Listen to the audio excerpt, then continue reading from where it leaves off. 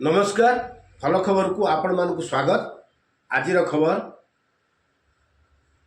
मध्य Odisha civil service परीक्षा 2024 फलाफल प्रकाश पाई। ओडिशा प्रशासनिक सेवारे Malkangiri छात्री Ipsita Vishwal 57 rank रे उत्तीर्ण होइछंती। मालकानगिर जिलार छात्री इप्सिता ओडिशा प्रशासनिक सेवारे 57 रैंक रे उत्तीर्ण होइछंती, जहा मालकानगिर जिला पई गौरव आनी देछि। मालकानगिर सदर ब्लॉक सतीगुड़ा एसएसडी उच्च विद्यालय अतिरिक्त शिक्षयित्री सरिता लेखा कन्या इप्सिता विश्वाल गत 2024 मसीह ओडिशा प्रशासनिक सेवा निमंते परीक्षा देइथिले।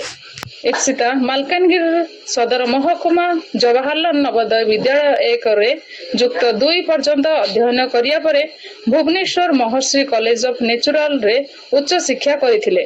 परे परे से सेंट्रल यूनिवर्सिटी ऑफ पंजाब रे पीजी करिथिले।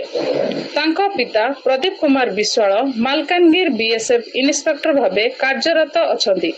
तांकर सफलता पछरे से प्रथमे ईश्वर को परे पितामाता और शिक्षादान करुथुवा समस्त शिक्षक शिक्षयित्री को श्रेय देछंती। एही परीक्षा पई उत्साहित करिथिवा सांग मानकु अशेष धन्यवाद जणाउछि। आगामी दिन से यूनियन पब्लिक कमिशन परीक्षा पई प्रस्तुत हेबे बोली कहिसंती। ओडिशा प्रशासनिक सेवारे से नियोजित हेबा परे से शिशु महिला और आदिवासी पक्ष वर्ग लोकंक उन्नति पई गुरुत्व देबे बोली प्रकाश करिसंती। आमर भल खबर यूट्यूब चैनल देखि आपण माने सुचिंतित मतामत दियंतु। सब्सक्राइब शेयर करी लाइक कमेंट करंतु। धन्यवाद। नमस्कार।